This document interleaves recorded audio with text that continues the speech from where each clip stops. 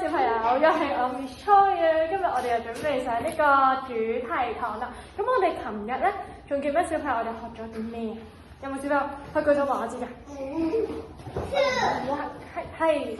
係浩明舉手。你仲記得琴日我哋學咗一樣咁樣粗粗地嘅係咩嚟㗎？樹，係啊！聽到有小朋友講話係樹喎。咁我哋琴日學咗樹有唔同嘅身體部位，好似我哋一樣有手有腳，係咪啊？咁今日咧 Miss Choi 咧就想教小朋友一樣新嘅係咩嚟㗎咧？係喎，呢啲紅紅地嘅係蘋果。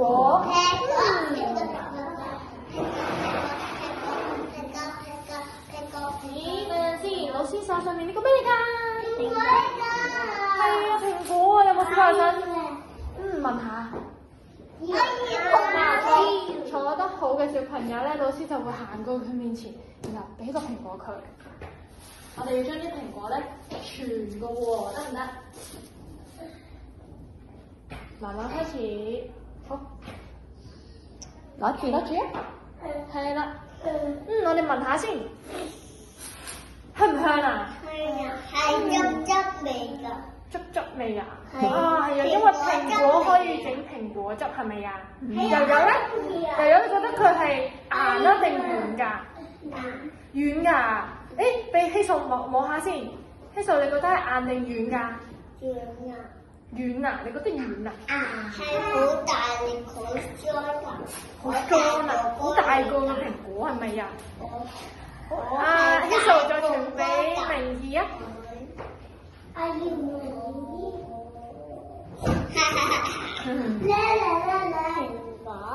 明儀，你摸一下，這個蘋果是硬的還是軟的？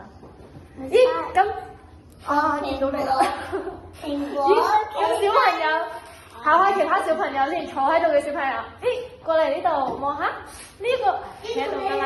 呢個蘋果，你哋覺得係咩顏色㗎？紅色。係喎，紅卜卜嘅紅色係咪啊？咁但係小朋友啊，你哋小朋友坐好先，係啦，好唔該。個蘋果好大個，係啊，好大個嘅蘋果，個成個蘋果咁樣啦。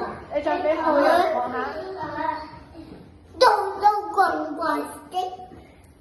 你再傳，唔該後人。係啦，咦？但係點解老師手上面會揸住個蘋果嘅？但係我哋琴日又學樹喎，同蘋果其實有啲咩關係㗎？我哋不如而家一齊睇下，我哋今日咧就認識呢個叫做認識蘋果樹。認識蘋果樹。係啦，我哋睇下先。咦？呢度有好多呢啲咩嚟㗎？蘋果。係蘋果，但係蘋果嘅隔離呢啲係咩嚟㗎？綠地嘅喎。有冇小朋友知道？係樹葉嚟嘅喎。浩明好叻，我哋俾啲掌聲浩明先。好，我哋再睇下先。咦？咁我哋琴日學過嘅呢度粗粗地又幼地嘅呢個係咩嚟㗎？係啦，係樹枝。我哋一齊讀一次啊！樹枝。係啦，好，嗱，請坐低，唔好行過嚟，係啦。咦？咁呢個紅紅地有大粒嘅又係咩嚟㗎？係啦，就我哋啱啱傳嚟望嘅呢個就係紅卜卜又大粒嘅蘋果。我見到原來呢個係蘋果喎。我哋一齊讀一次蘋果。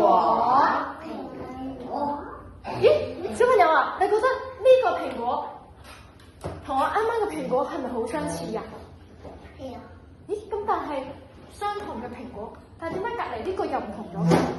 你覺得佢係咪有啲唔同咗啊？同我手上面嘅蘋果係啊，切開咗喎。咦，但係點解老師會教一個冇切開嘅蘋果同一個切開咗嘅蘋果嘅？我哋嚟睇下先。原來咧蘋果入面咧有呢啲叫做果核，但係果核入面仲有啲好似呢啲細細粒嘅叫做咩啊？呢啲叫做係啦，叫做種子。咁所以我哋一齊開始種子，係啦，種子。